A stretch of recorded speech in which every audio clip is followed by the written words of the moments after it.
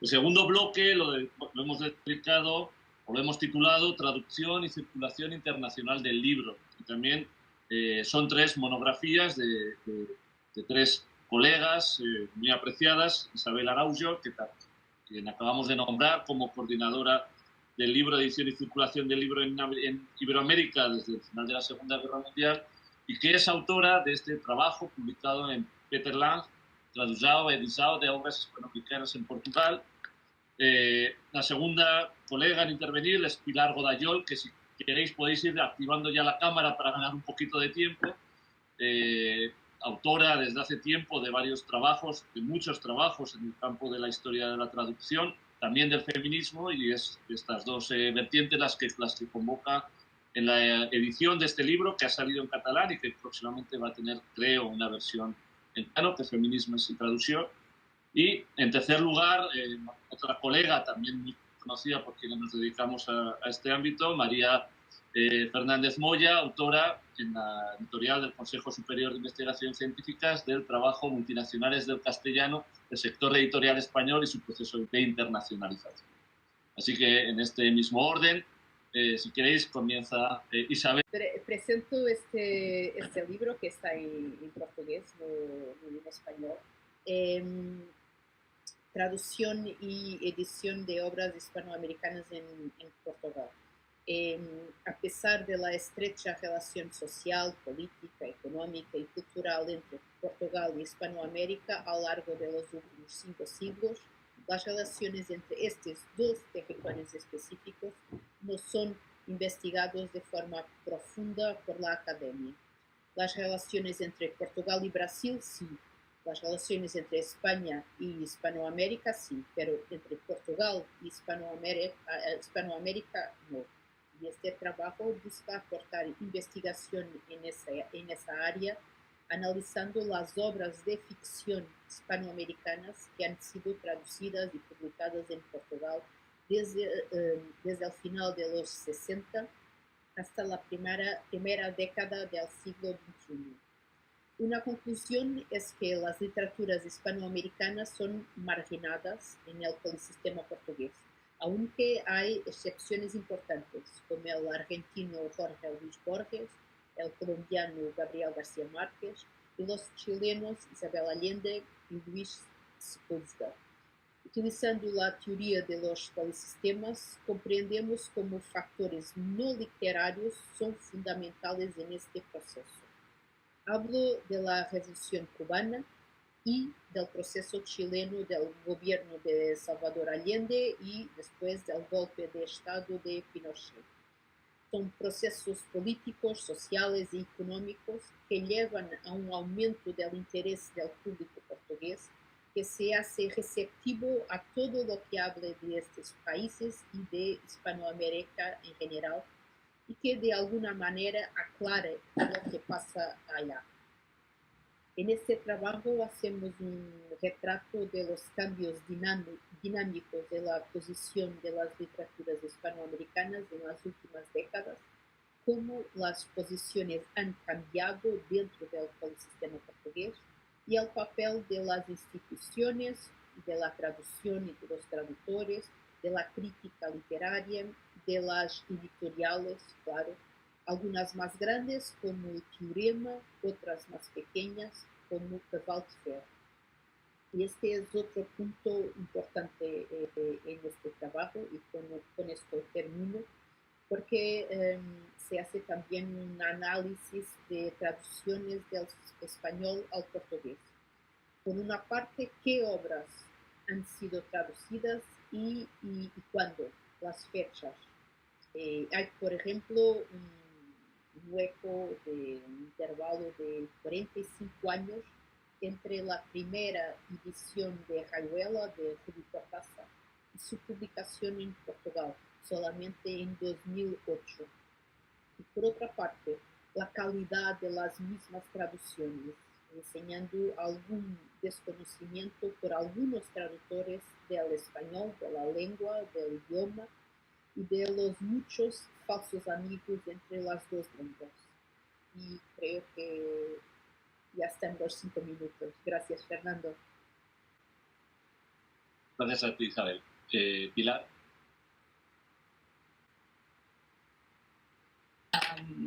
Buenas tardes. De entrada me gustaría agradecer a la directora académica de este seminario internacional virtual, la doctora Pura Fernández, y al coordinador de esta mesa redonda, el doctor Fernando Rada, la oportunidad de poder estar aquí hoy en tan buena compañía. Muchas gracias y felicidades por este magnífico proyecto transnacional. Sin más preámbulos, paso a presentar brevemente el libro Feminismes y Traducción. Como ya se sabe, el franquismo impidió durante años la recepción de obras ideológicas no afines al régimen, entre ellas las feministas. A finales de los años 60 y principios de los 70, en plena ebullición del feminismo occidental de la segunda ola, empezaron a aparecer ensayos feministas autóctonos y traducidos. En Cataluña, con la supuesta liberalización de la censura, se publicaron dos ensayos fundacionales del feminismo moderno: The Feminine Mystique, de Betty Friedan, traducido al catalán y al castellano en 1965, y Le Deuxième Sexe, de Simone de Beauvoir, al catalán en 1968. Después de la muerte de Franco, en tiempos de auge editorial y de emergencia de los movimientos sociales de las mujeres, llegaron otras madres simbólicas extranjeras, entre las cuales destacan, entre muchas otras, las feministas radicales norteamericanas Shulamith Firestone y Valerie Solanas, la italiana promotora del feminismo de la diferencia Carla Lonzi, o las socialistas británicas Juliette Mitchell y Sheila Rowbotham. La mayoría de sus textos se publicaron en editoriales progresistas barcelonesas que en pleno postfranquismo tuvieron que trampear la censura, que no dejó de actuar completamente hasta los 80.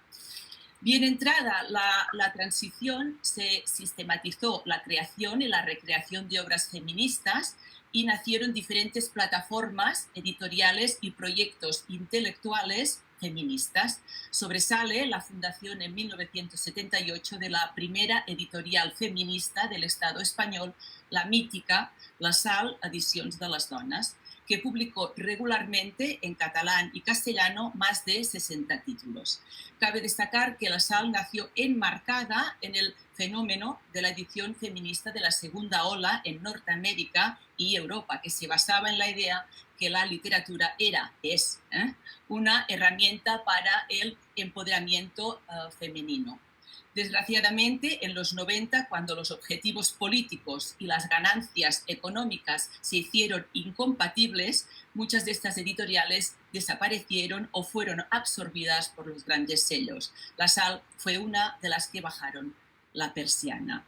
En suma, Feminismes y Traducción explora la relación entre los feminismos y la traducción en Cataluña durante 25 años claves para la emancipación de las mujeres, desde el tardofranquismo, cuando se empiezan a publicar las primeras traducciones, hasta 1990, año de la celebración de la Cuarta Feria Internacional del Libro Feminista en Barcelona, que de hecho es el último legado de la Sal Edicions de les Dones. Así pues, este libro parte de la hipótesis que durante esta época de boom ideológico y editorial, la traducción se convirtió en una pieza clave para los objetivos políticos, sociales y culturales de la lucha feminista del país. No tan solo ayudó a feminizar el canon, recuperando autoras clásicas y promocionando las contemporáneas, sino que también contribuyó a poner fin al modelo nacional católico de la feminidad. En definitiva, la traducción fue cómplice del movimiento feminista catalán en un momento de lucha comprometida para restituir y ampliar los derechos y las libertades arrebatadas por el franquismo. Y finalmente, quiero tomar prestadas unas palabras de la filósofa Fina Birulés, que asegura que el feminismo de la segunda ola fue una explosión de libertad. Feminismes y Traducción ha querido ser un homenaje a todas las mujeres y a todos los libros que hicieron posible esta explosión. Y para acabar, también comentar que la versión castellana del libro saldrá en 2021 en la editorial Comares. Y muchas gracias. Gracias, Pilar. María, tienes la palabra.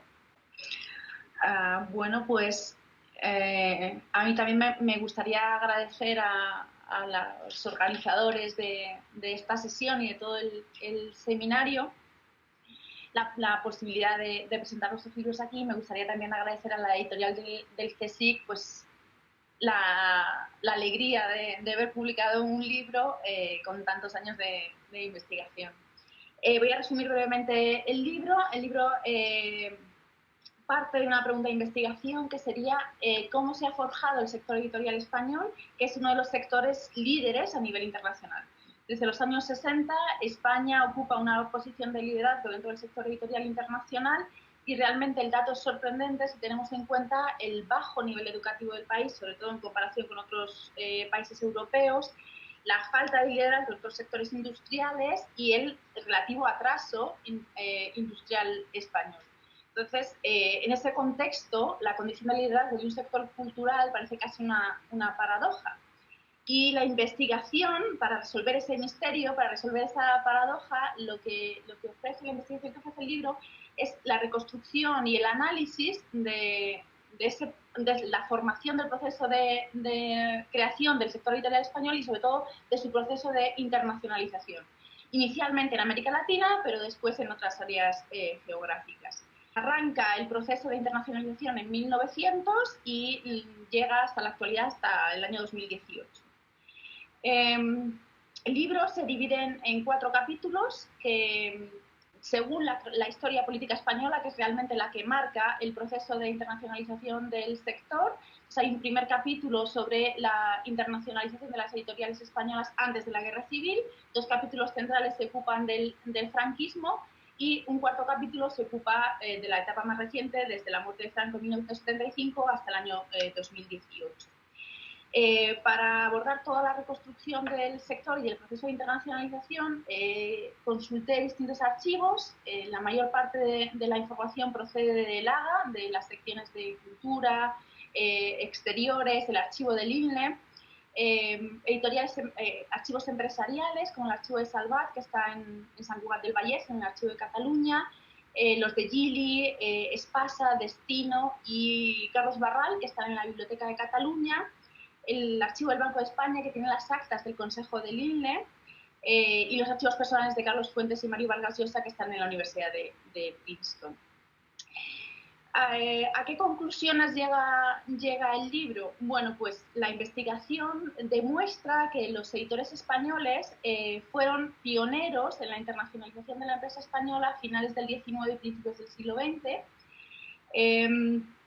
En este proceso tuvo un papel fundamental su formación educativa, su nivel cultural, que era muy superior al del resto de los españoles en ese momento, y les facilitó el proceso de cruzar fronteras. Ese prometedor proceso de internacionalización se frustra con la guerra civil y con la dura posguerra española y no se puede retomar hasta el segundo franquismo, sobre todo en los años 60, cuando ya con apoyo económico del gobierno franquista, que estaba diseñando unos planes para la completa industrialización del país, los editores consiguen exportar en cantidades importantes, lo que es el boom exportador de los editores españoles, hacia América Latina. Esto les ayuda a conseguir un puesto importante en el sector editorial internacional y a conseguir unas empresas de gran tamaño que les van a posicionar en un lugar muy ventajoso después en la etapa de concentración del sector.